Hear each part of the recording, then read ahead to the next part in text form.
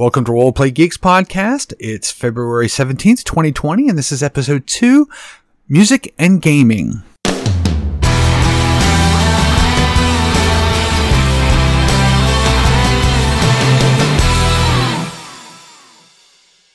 Welcome to Roleplay Geeks podcast. This is Frank. And this is Jim. And this is Steve. Today we're going to talk a little bit about something that I think we all take to heart and we don't think about enough in role-playing, which is music.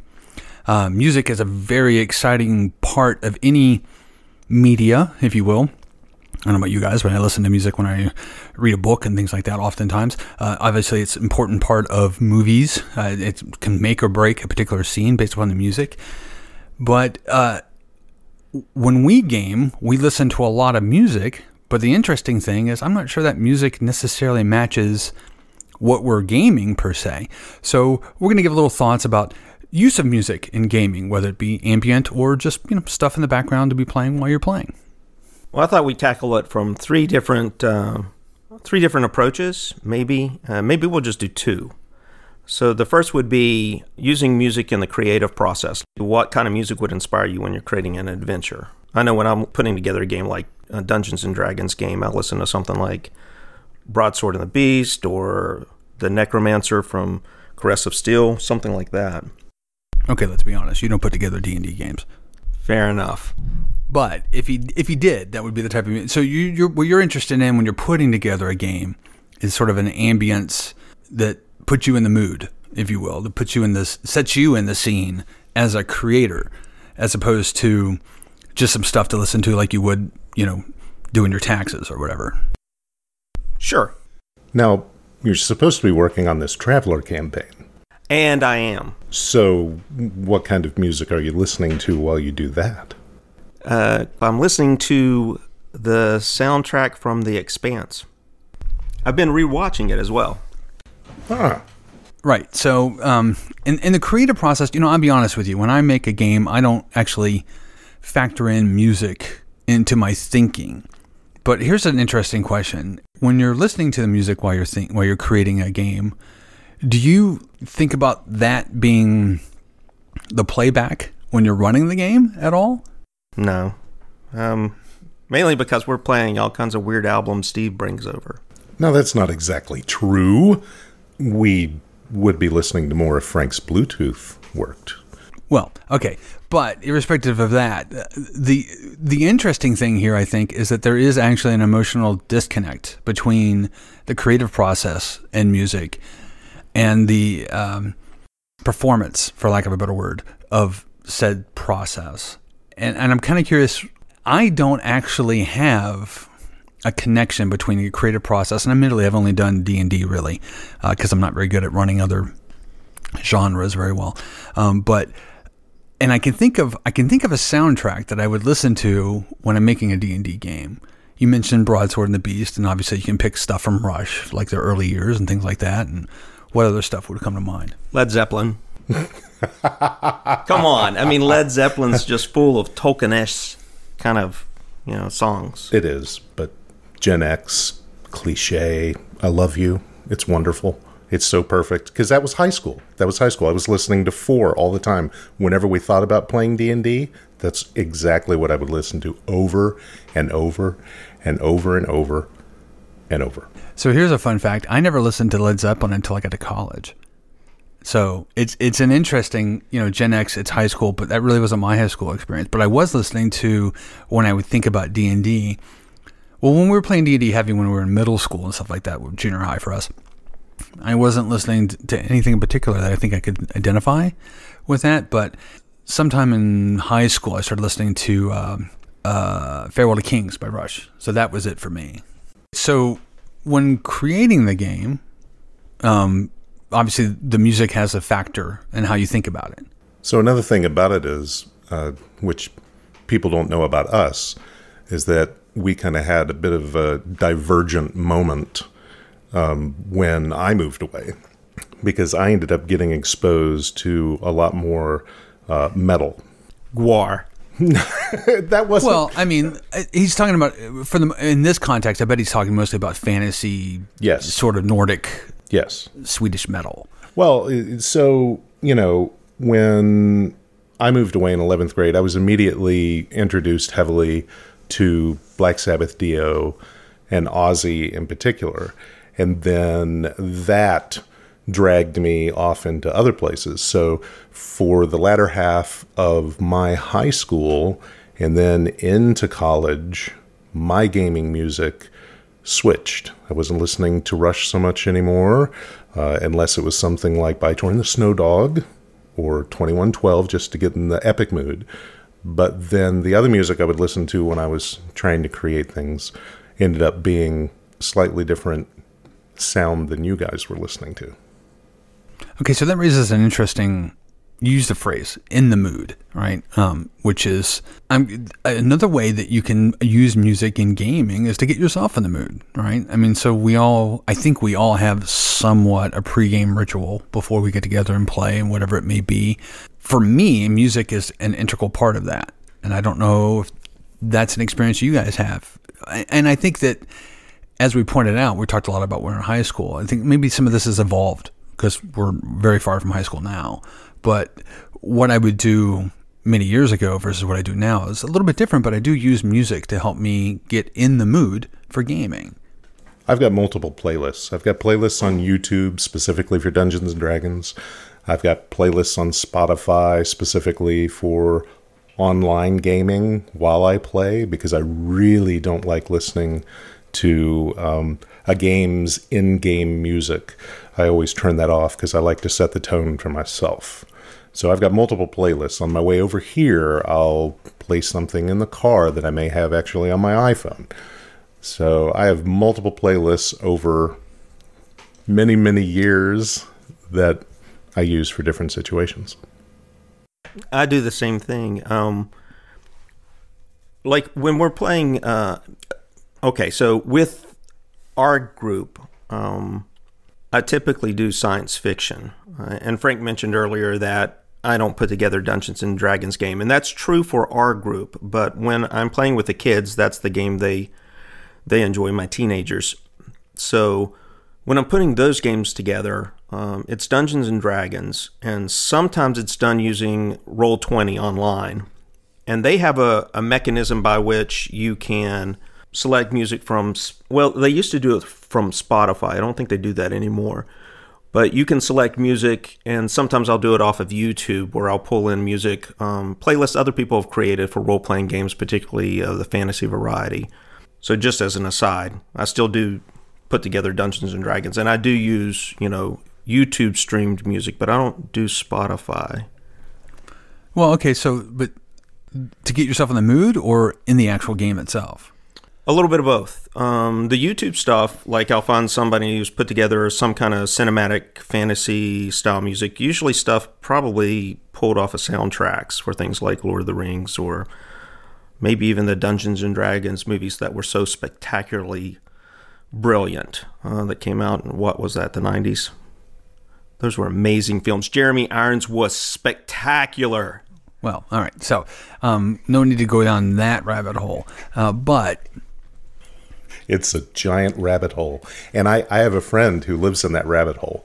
And she loves all of the D&D movies in all of their terrible glory. So anyway, let's get back. Let's get back to the music issue. What's interesting to me is you mentioned instrumentals there, and that's not something that I personally gravitate towards. I rarely listen to like the Lord of the Rings soundtrack, and we've been using a lot of D&D examples because I kind of think musically, and this gets back to a really earlier question that Steve asked that we need to pick up here in a few minutes, but that musically D&D kind of has a niche, right? I mean, I think if I say, imagine some music that you would listen to for Dungeons and Dragons, I don't think any of us has a problem hearing in our head what that sounds like. Do we? No. No. And it starts with Led Zeppelin, damn it. But yeah, but it's got a tone, it's got a theme, it's got a sound to it. And it's not certain genres that, you would think like Irish folk music would lend itself to that, but I don't think of Irish folk music, for example, You would think of Dungeons and Dragons, you would think it would be folk-based instruments and things like that, but that's not what I hear at all. It's sort of the modern 60s and 70s take on a fantasy experience for the most part, or orchestral of some sort. Does that jive with your guys' thoughts? I'd be curious to see what people who are more into the SCA and LARPing and things like that, if they prefer, the chieftains over, something more modern sounding that we would listen to. Because I know some people who are, they listen to choral music and they listen to the monks and they listen to all the things that you think should be the music of that soundtrack. But at least for us, it doesn't play out that way. Yeah, I mean, it's like I said, it's very clear in my head, what's that soundtrack going to look like? If you said, put a playlist together for getting in the mood to play D&D or making a game in D&D or running a game of D&D, I could put down 30, 40 songs without even blinking an eye, and they would all more or less sound kind of related to each other. I don't think there would be anything that most players of D&D would go, well, I didn't expect that there. So let's get back to the question you raised, Steve, which is science fiction. That's a lot harder. To come up with a list of songs? Yeah, I think so. So one thing none of us have talked about is Pandora. And I know that a lot of people that I know have gotten away from using Pandora as a listening source. But when Pandora came out, it was instrumental in getting me to listen to new music. And the great thing about it was I could plug something in and it would find me something related. So what I've done for other games that I've played in, depending on what we're playing, I build a core playlist of about 10 songs, and then I let Pandora take it from there. And usually within the first game, you get a sense of what it's trying to feed you, and it gets a sense of what you want, and then you can use it from then on out, and it takes a lot of the guesswork out of it for you. Okay, but what would that be? I mean, so you've named like the Chieftains and Led Zeppelin and Ozzy Osbourne and Rush. We've named records and songs for the D&D side of things. And the only thing that I think positively named in the science fiction side of things is the Expanse soundtrack. I don't know that we've really, and to be perfectly honest with you, and admittedly, I'm the only one that's very far behind in watching the show, but I'm near the end of the second season, and I can't mentally remember what it sounds like at all. It's there and it's fine, and I think it's a great soundtrack because it fits the needs of the show just fine. But I can't think of what it would sound like if you asked me to, sort of picture it in my head. So I'm kind of curious, what songs do you think of when you think of like a science fiction prep? Get yourself in the mood. I can only think of a couple, three, and I actually don't even like those songs. Well, what couple, three? Well, pretty much anything by Iron Maiden on like Stranger in a Strange Land, all that stuff, and that's just not a genre that I care for much. But it has got some heavy science fiction overtones. Maybe 2112. That's about it. 39 by Queen.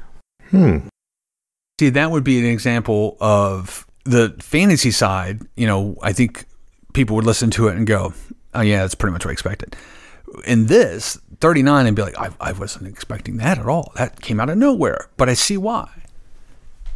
Well, I when I think of science fiction, you can pick up just about any music and it'd be just fine, I think. Daniel Keyes Moran had some books where he had several characters in there that would only listen to older music. And I think he referenced pop culture stuff from the 70s in those books. And I think they were supposed to take place, in the 2100s or something like that. Well, we are using the term science fiction, and I think that no one's questioned that term at this table. And I think part of the reason is because the way we're defining science fiction is something like The Expanse, which you haven't seen that show. It's got a very definitive genre. Maybe as far as Firefly as being sort of the bookends of how we conceptualize science fiction. Obviously, science fiction has a lot more dimensions to it, and you could run a campaign that has a lot of different things. Cyberpunk, for example, would be something you could run as a campaign, or post-apocalyptic, and those are going to have different soundtracks. I think, at least in my head, and picking the soundtrack is it's a very challenging thing, and I'm struggling to come up with any songs beyond Iron Maiden and 2112 and Jimmy's 39. So, the thing about different songs for science fiction, for a collection of little short stories that I've been working on for 20 years, I actually have a playlist. I have two playlists, and the playlists, I listen to these when I write those stories, and it's the kind of thing that I've wanted to make a role-playing adventure, but haven't. But the whole thing is the playlist is populated by songs that these artificial intelligences have chosen from their shipmates' music libraries. So it's got everything from King of the World by Steely Dan, Rubber Band Man by The Spinners, Can I Play With Madness by Iron Maiden, Sugar by System of a Down, because it's very frenetic. So it's kind of a Guardians of the Galaxy-esque approach to science fiction at the soundtrack level. In a way. More varied, because the whole concept is that the crew is made up from people from all kinds of different walks of life and backgrounds. So more so than a Guardians of the Galaxy soundtrack, which is very white American-centric. There's stuff from all over the world in this.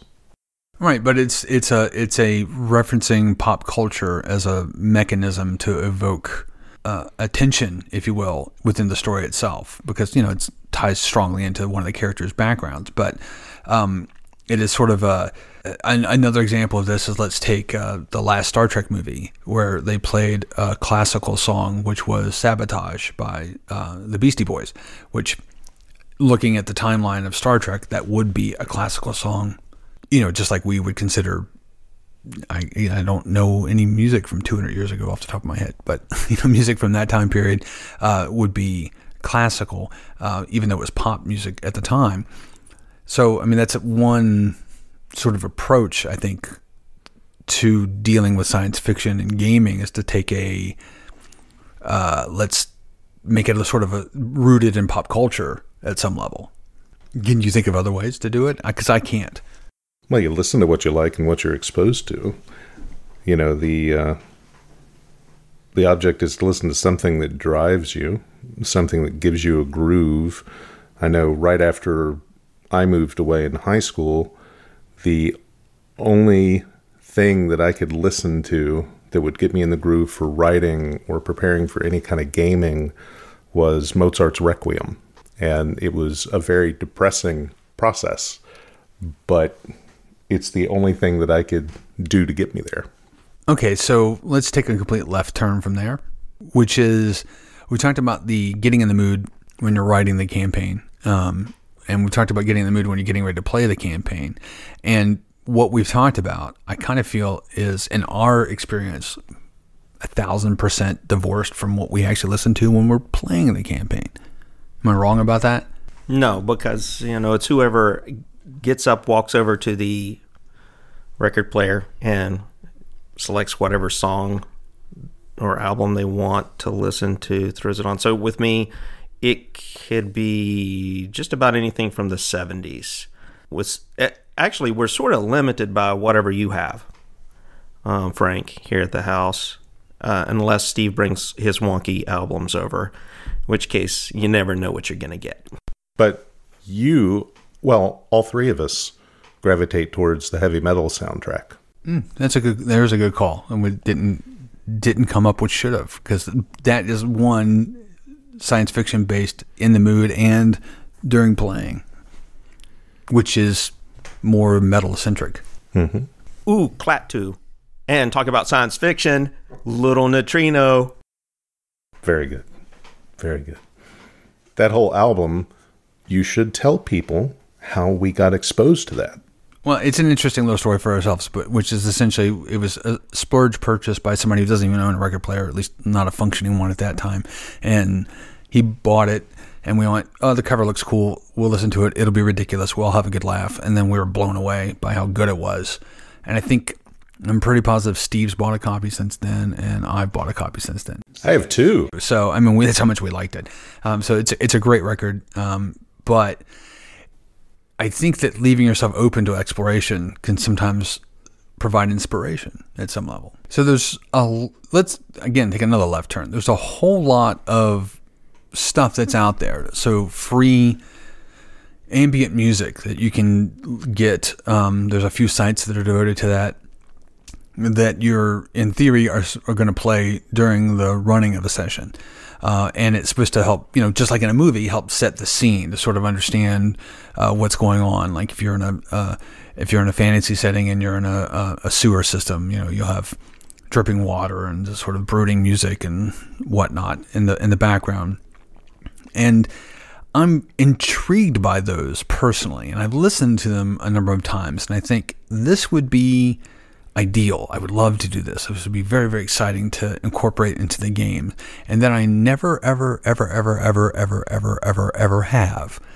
And I think that the tricky bit here is, as a game master, I envision games as cinematic experiences, and music is critical to that when I'm creating them. But when I'm running them, to paraphrase the old line, no game survives interaction with the players.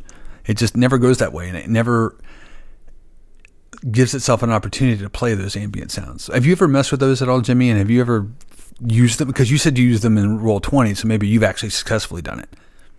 Yeah, very successfully done it in Roll20. So when playing with the kids, and it really enhances the gameplay for them. Maybe it's because they're young, I don't know. But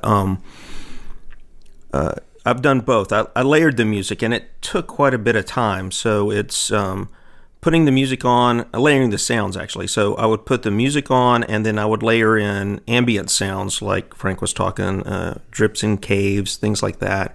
And the music I would have selected for different parts of the game. So when they're going into battle, I'd have, battle music come up. And then if it was just they were in a town, I'd have, sounds of villagers walking through a marketplace, and then have some really light Irish folk music playing. And it really seemed to enhance the gameplay for those guys. So yeah, I have done it successfully. The problem is it takes just a lot of time, and I just don't have that much time to spend putting together a music and ambient sounds through a Roll20 system to play. And I don't use Roll20 the way a lot of people use it, playing remotely. Like my son plays remotely with a lot of people using Roll20. I usually use it playing with the people in the same room, and I'll bring up the screen. And again, I don't do that with you guys. We like theater of the mind.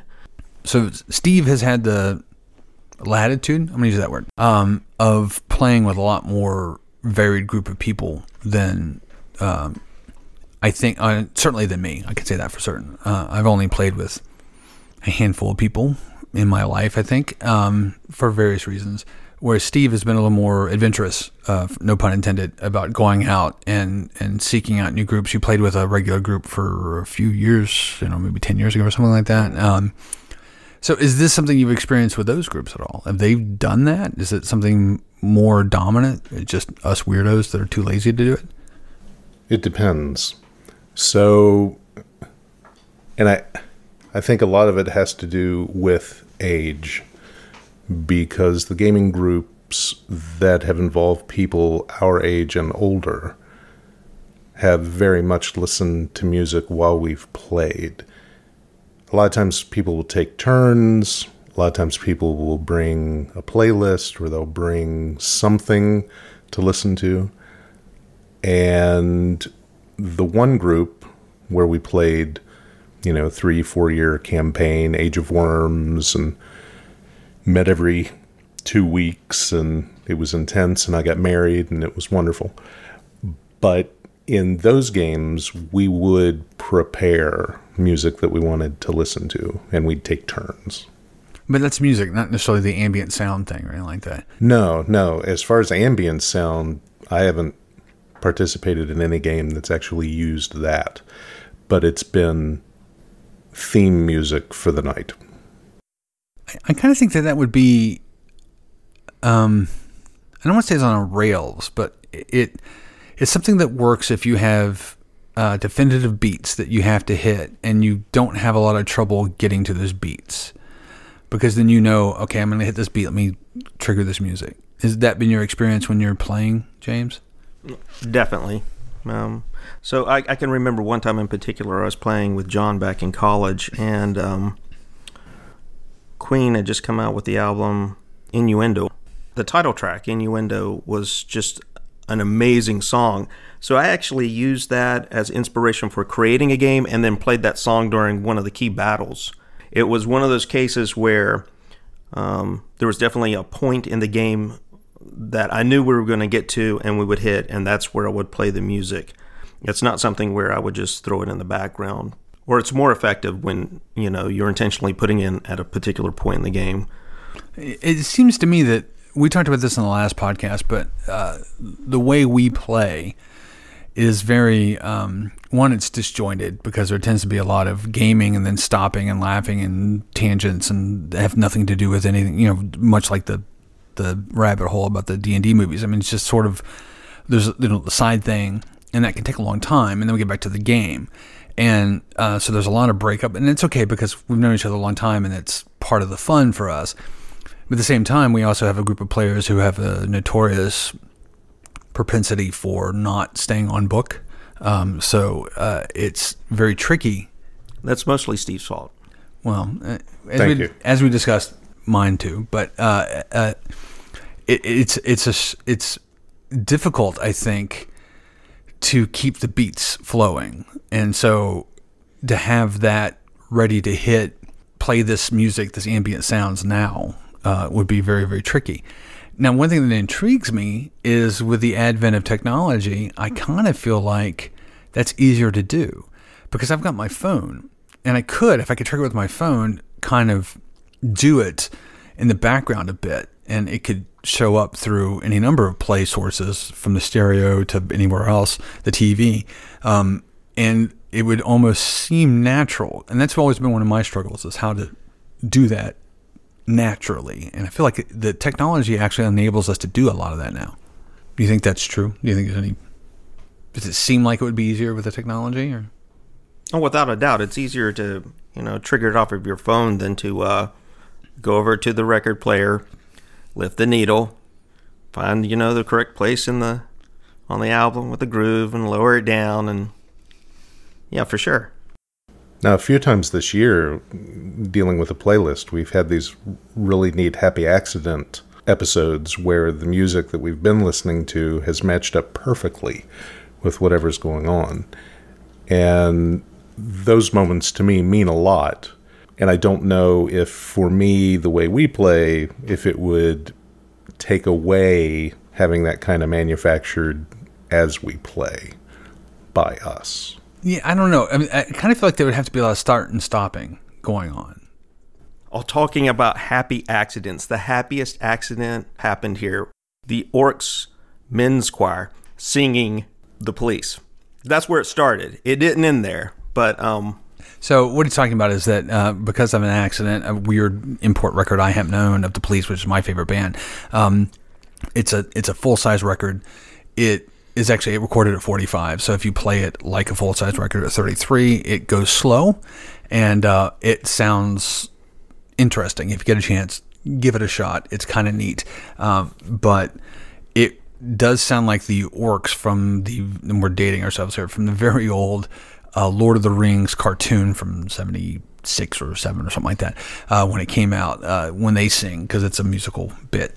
So it was kind of cool, and a lot of The Police's music, particularly this one was from Synchronicity, has a sort of a haunting quality to it. And so it's very interesting to do, and it was a happy accident because Jimmy didn't realize, and truthfully, I didn't realize either. And we thought the thing was broken, and then once we figured out, oh no, this is what it's supposed to be sound like, it's now become a bit of an obsession. Again, this is a great example of a tangent that we end up on while sort of focusing on the game, and you get this interspersed throughout our gaming sessions. So to get back to the point I was going to make just a minute ago with the ambient sounds, is I think it would make it really hard because you have to start and stop the ambient sounds a lot with the way we play. And of course, if we were still doing adventures and they were more on rails and we didn't have the same kind of freedom to ruin an adventure, then... You say ruin, I say make great. Well, again, you have fun playing the way you have fun playing, but it does create challenges if you want to explore different ways of doing things. For example, the music side of things or the ambient sound side of things, it becomes very difficult. A great example of this is we mentioned it last podcast, which is these two guys here made a couple of characters in a Star Wars game, and they really took the characters in radically different directions than I think I've ever run a campaign before. And it was incredibly challenging for me as a GM to allow that because it just doesn't play with my playstyle very well. And there's nothing wrong with it, but I can't imagine having a bank of ambient sounds and then based upon one set of assumptions and then the direction these guys went, I would go, well, this is just stupid. It makes no sense. You need a different set of sounds, and being able to do that on the fly, it's a little bit like jazz, but I don't know how you do it. I really don't. In that case, I think you have to have some of Steven's Swedish heavy metal in your pocket. Just some? It's such a varied genre, my friend. I'm not as well versed, so I'll leave it to you. More Pandora, Jimmy. More Pandora. For sure. But again, I don't know how. I think if you allow for that, the latitude of flexibility in gaming, I think that this gets a lot harder to pull off. You kind of have to give up a little bit of that. Whereas, as Steve said, if we were more on rails, I kind of feel like we'd have less fun. But you could do these more ambient things, which is why, something like a movie, they can do it because it's the ultimate rail experience. They predetermined literally everything, and then they film it, and then they show it to you. So that is why it works really well, because they know exactly what beats are going to happen, exactly what time, and what everyone's going to say and do, because they've done that. You don't have that with gaming, so you have to be a little flexible with it, and I think it's hard, but cool too. Okay, so we've been babbling about music for a while. We didn't play any music because, well, it costs money, and we don't have any. But if you have any thoughts about that, do you guys have any more thoughts about music? Anything we didn't talk about? Go ahead, Steve. It looks like you got something. Oh, no. I just realized that one of the soundtracks that I put together was theme songs. And it was theme songs specifically related to science fiction. So I had everything from the music from 2001, the soundtrack from the redo of Battlestar Galactica, the theme song from the original Battlestar Galactica, the theme song for Buck Rogers, not the old one, the one in the 80s, if you remember that one. And these songs had this very uplifting score that were very Star Wars-like. And, that's kind of what gave us a little more upbeat, in my opinion, music for science fiction. And so I use that as well to get ready for science fiction games. So I think we probably should do another music-based podcast because there's a lot of material we can cover. So when I was doing research for this, I went down the rabbit hole a little bit, and I found out there's a band. So there's a whole episode we could have where we talk about bands that are influenced by role-playing games. And you could just do a media one, right? Because obviously there's a famous episode in the last season of Buffy the Vampire Slayer where they play D&D. Is there it's the I think penultimate episode where they're preparing for the big battle and they're playing D&D as a break. And I mentioned Buffy season 3 I think is sort of the ultimate campaign example. So I mean it's clear that this happens not just in music. All right, and Community had the best episode ever was a role playing game.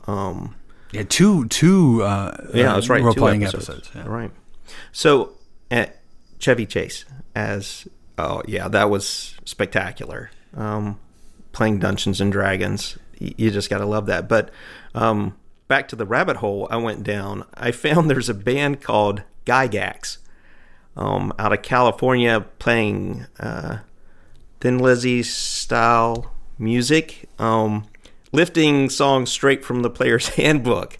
So it can get pretty nerdy, and that might be something we want to talk about in a future episode. But to wrap up, let's see if we can come up, each one of us, with our favorite song for fantasy and for science fiction.